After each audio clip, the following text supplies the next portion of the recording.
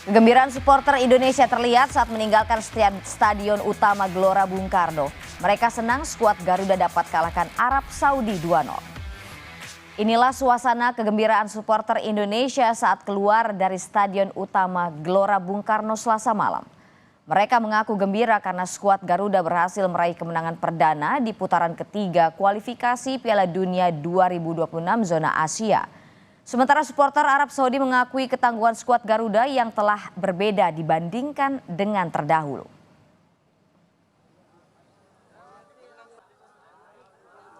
Sekali gila ini Sintayong kalau udah di momentum sama si Pak Erick Thohir nih, Erick Thohir itu kelar lah, itu keren banget 2-0, harusnya sih bisa lebih ya.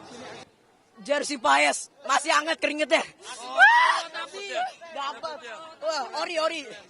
Yes. Gimana perasaannya hari ini? Wah, saya merasa hoki setahun saya dipakai tapi kayak enggak. Ya udah ya. Oke lah, karena Indonesia mungkin tahun ini udah ada perubahan, ada yang main baru ya. Sekarang Saudi ada tim Saudi, ada yang berapa belum masuk main malam ini. Jadi ada yang ya. Jadi tim Saudi mungkin karena di Indonesia di sini cuaca ada hujan, jadi mungkin ya gitu ya.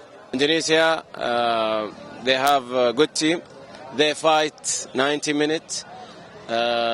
Also the fans, it was very amazing.